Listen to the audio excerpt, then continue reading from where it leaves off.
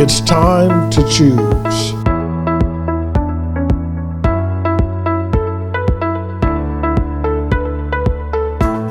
There was some research done over in England, and it was concluded that we make about 35,000 decisions a day. It's pretty significant, isn't it? You wake up in the morning and you make a choice how much toothpaste you're going to put on your toothbrush. You look into your closet and you make a decision. You choose what shirt or dress or skirt you're going to wear. You also make a choice about what shoes you're going to put on your feet, what color or kind or, if any, socks you're going to wear. You get the drift, right? You're always making choices. Come on. You stop for lunch and you choose, what am I going to have today? Will it be a cheeseburger, yay, or chicken, or a burrito, or what is it that I'm going to have for lunch today? You're always making choices. There are a lot of choices to be made, and so it stands to reason that choices are important.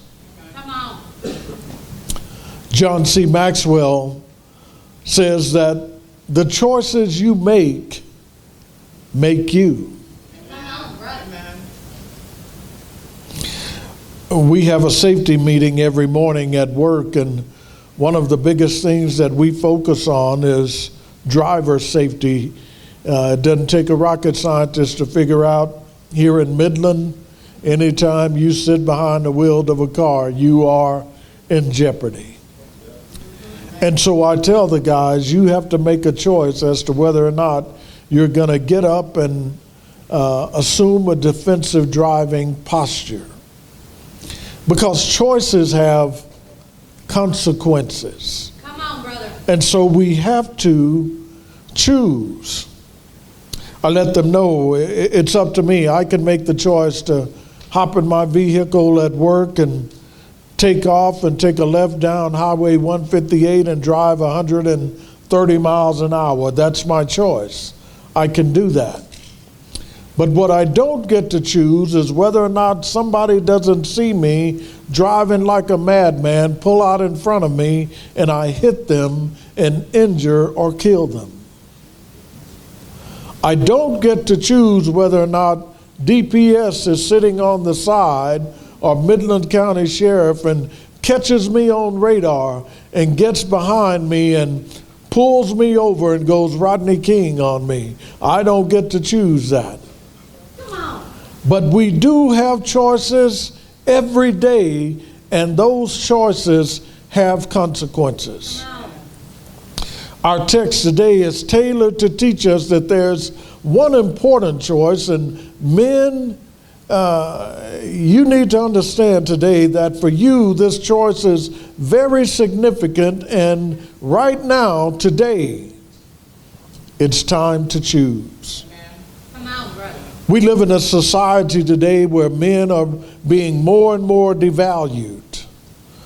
Because of science and because of independence, women are even saying, I don't need you, man. Come on.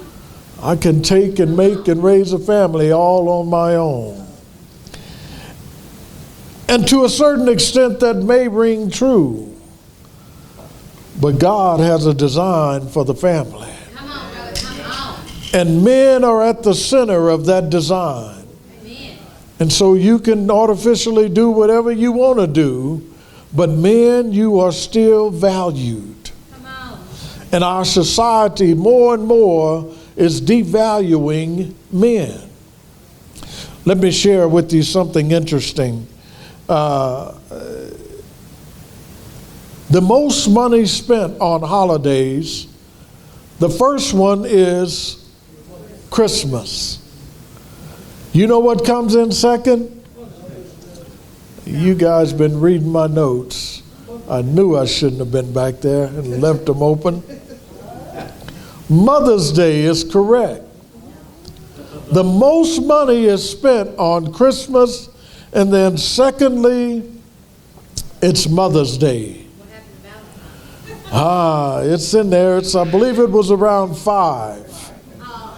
But men, Father's Day is all the way down to number 20. Let's bring it up. 20. Now, here's the thing. I'm not suggesting that we need or we deserve or even desire for our loved ones and significant others to go out and spend lots and lots of money on us and get us all the latest gadgets, clothes, and toys.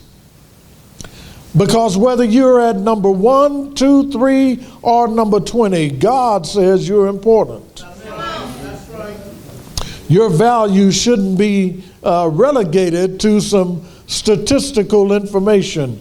You are necessary. And I just want to pause parenthetically here for just a moment and tell you that maybe and perhaps you haven't been a great father.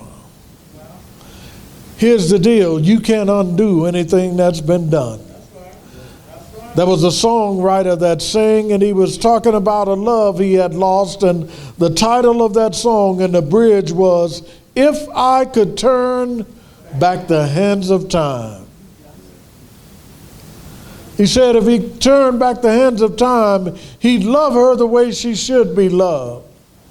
If he could turn back the hands of time, he wouldn't be sitting there crying, missing her at this moment.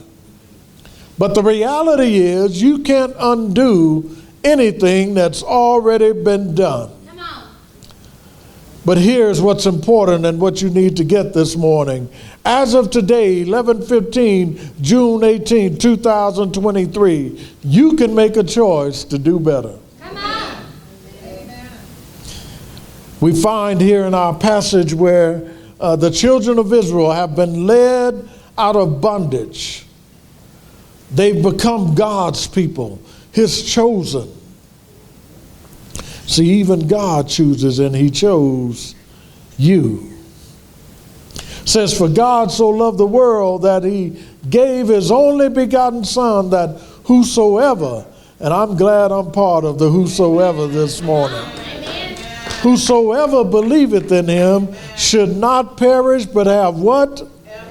Everlasting life. And God chose us. And this morning, you can draw a line in the sand and choose to do better. So Joshua in this book reminds them of all that God had done for them. In your leisure, go back and read the previous verses leading up to this verse. And he reminds them of how God brought them out of bondage. Let me ask this morning, you don't have to raise your hand, but within the confines of your own mind and heart, has God brought you from somewhere? Men, has God delivered you from some things? I know He's kept you because you're here this morning. And so Joshua reminded them of all that God had done for them. How He brought them out of Egypt, how He stacked water in the Red Sea, something that had never been done and will never be repeated. God stacked water. Why? Because He chose them to be His people. And they were able to walk across on dry land. Amen. What an amazing thing. God doing some amazing stuff on their behalf. And I'm here to tell you, I'm a witness this week that God will do some amazing things. He chose us. And so Joshua puts the question to them. And he's not suggesting by any stretch of the imagination as he makes this comparison. He's not suggesting that you should consider this as an option. He's just making a point here, and he's utilizing this literary process to help them understand. And so he says to them, and if it seems evil to you to serve the Lord, if it's just not worth it. I don't think I'll have any takers this morning that will say it's not worth it to serve the Lord.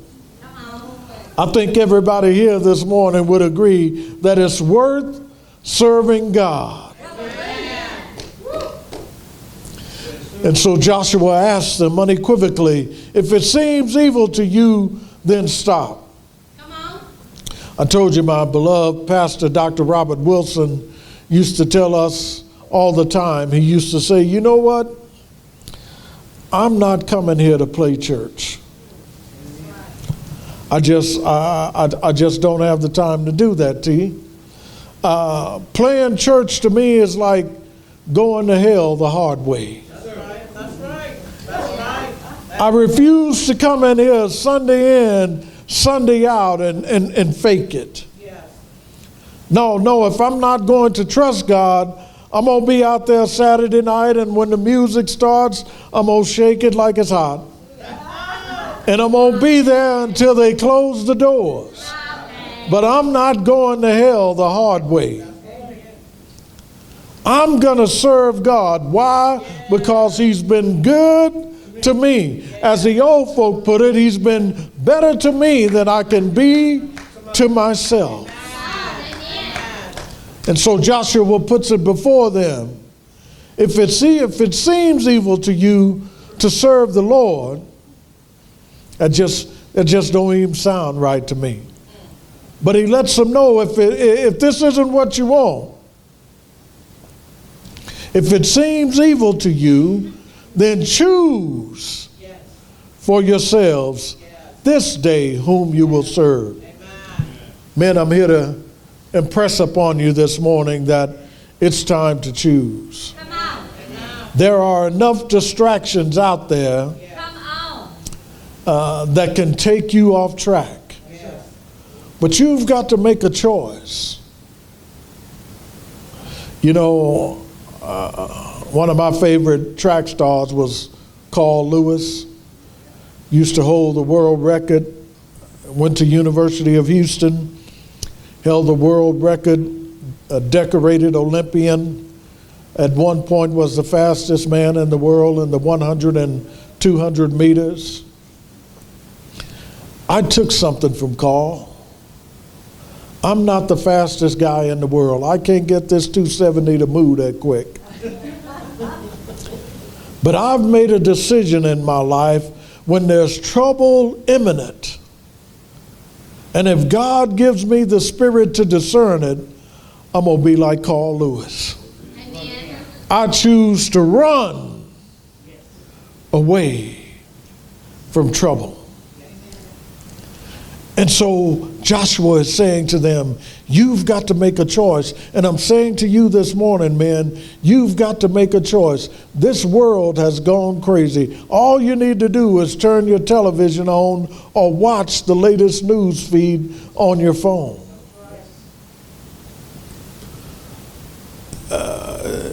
People have gotten just totally out of it. It's almost like we were back in the book of Judges, where it says at the end of the book of Judges that everybody did what was right in their own eyes. School boards are battling parents who believe that, you know, certain things are not necessary and certain things are. Why? Because everybody has an idea of what's right and what's wrong.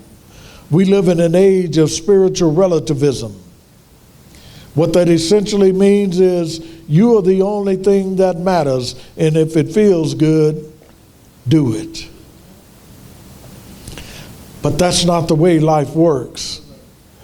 The Word of God says twice in the book of Proverbs, there is a way that seems right unto man, but the end thereof is what? Death. And so we've got to make a choice. Like Maxwell said, the choices you make you. And so you have the opportunity to make a choice. And so he says to them, are you going to serve the gods that your forefathers served back when you were in captivity and also in the land that you're in now? They were making their way to the promised land. He says, is that what you're going to do? Or are you going to serve the God that parted waters for you? Are you going to serve the God that brings you manna from heaven?